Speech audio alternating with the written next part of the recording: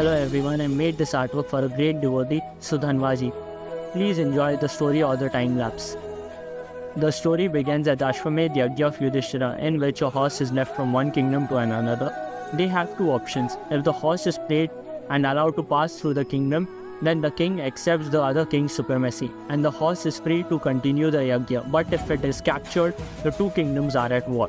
Once there was a great king, Hamsadhwaj. Hamsadhwaj at that time had a spy watching the horse as it came into their territory. And the spy came and told Hamsadhwaj that the horse of Yudhishthira has come into our territory. The king asked who were present behind the horse. The spy said that the army of Dwarka, Satiki, Pradyumna and the Pandavas are present behind the horse, my king. The king asked if Lord Krishna was there, thinking that if he could just get a glance of Lord Krishna, the person he worshipped the most. The spy said no, he wasn't. The king said if he was there, I would have prayed to the horse and let it go. But we have to do something else in order for Lord Krishna to come. He ordered that the horse be captured and the army be ready instantly with their weapons and armor. And till the sound of the conch shells and drums are silent, everyone should be present or they will be put in a boiling pot of oil, said the king. Soon everyone started assembling. The king himself got ready on his elephant. And a boiling pot of oil was readied up. If anyone was late, they would be put in it instantly.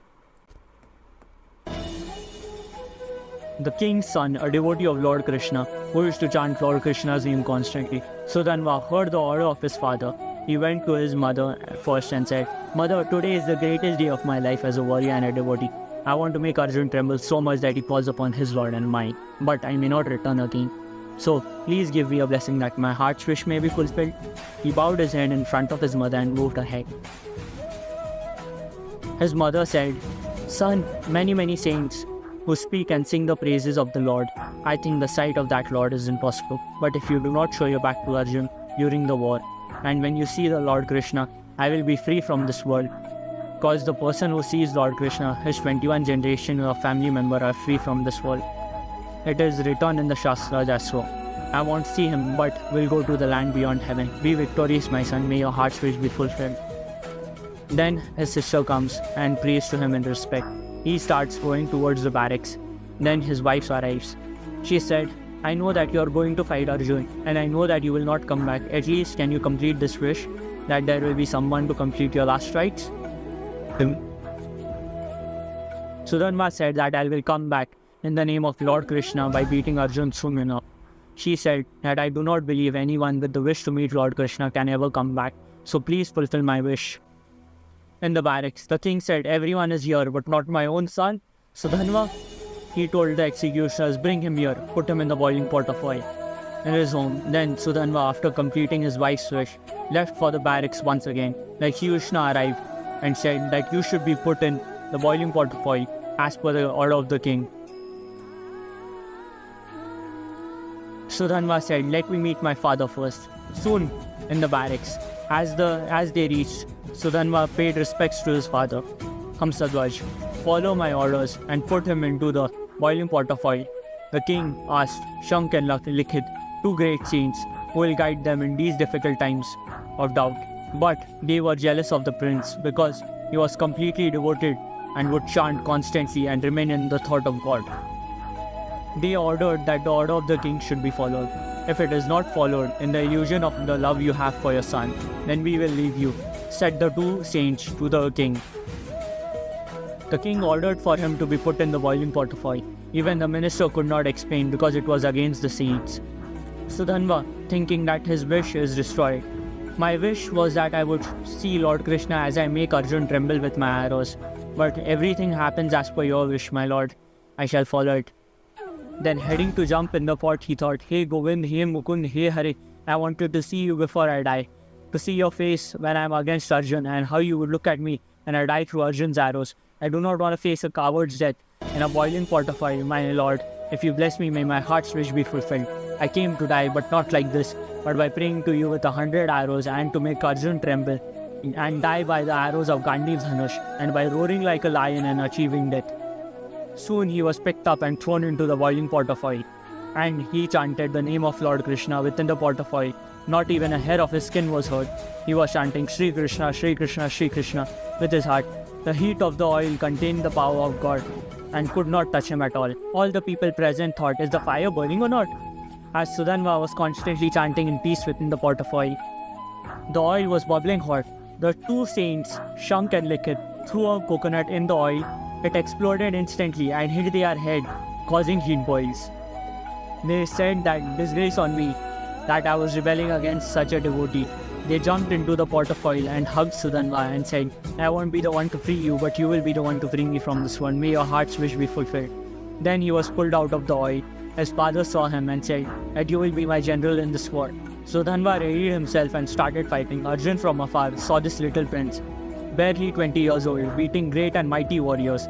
He removed his Gandiv and arrived in front of Sudhanva and said that you aren't facing a common warrior. Now you are facing the mighty Gandiv's Hari Arjun. Sudhanva replied, you may be strong, but you do not know the reason why you won so many of your wars. You won because of Lord Krishna, not because of your own strength. You are not strong enough to face me in this battlefield, because you do not have Lord Krishna beside you. Even if you are the greatest warrior, you cannot face me in this battlefield. So call upon him, cause even the arrows of Gandhiv's Anush can't touch me. Arjun got mad and fired 1,000 arrows towards Sudhanva. Sudhanva fired his arrows and cut Arjun's arrows to tiny pieces.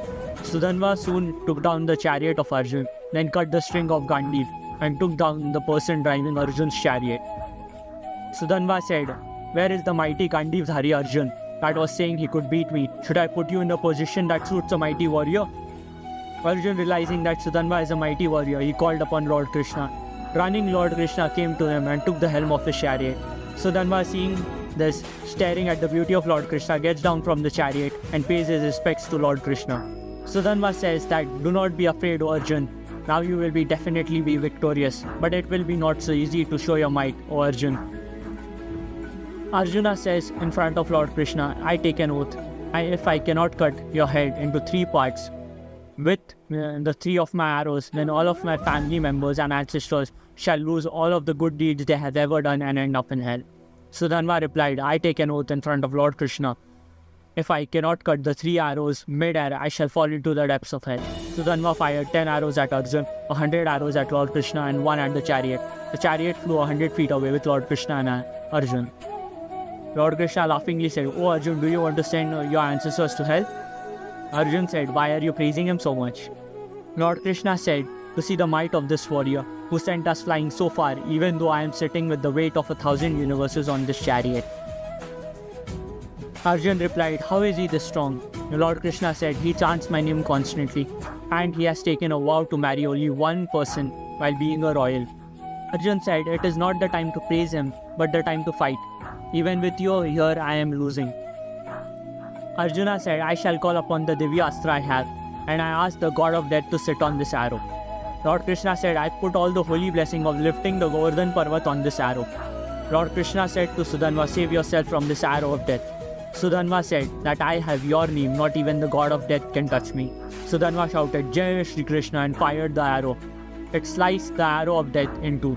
Lord Krishna said to remove another divine arrow to Arjun and said, Sudhanva is growing in courage and fire it towards him.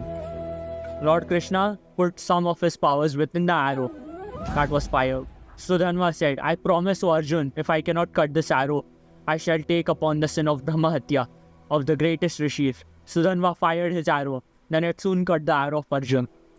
Lord Krishna, seeing Arjun worried, sounded the 5 Shankas together and said, now call upon the 3rd arrow. Arjun removes his 3rd arrow.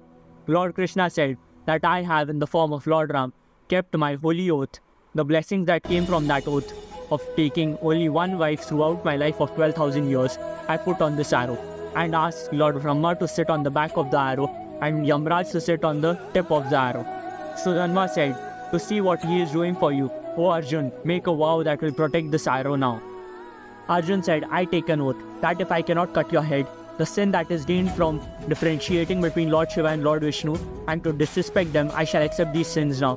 Sudhanva said, I take an oath. If I cannot cut this arrow, then I shall accept the sin that is gained from kicking the Shivlinga in Manikarnika in Kashi. Then, looking at Lord Krishna, said, Jai Shri Krishna. Arjun fired this mighty arrow. Sudhanva chanting, Jai Shri Krishna, Jai Shri Krishna. Then he cuts this uncuttable mighty arrow, but the front part of the arrow cuts Sudhanva's head.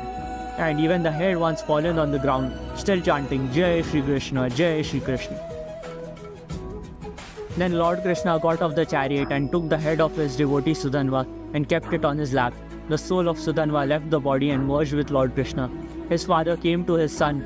Lord Krishna said to Hamsadwaj that, "Do not cry or weep for him, because he has gone beyond the heavens to my land, a place where rare souls go away from this world."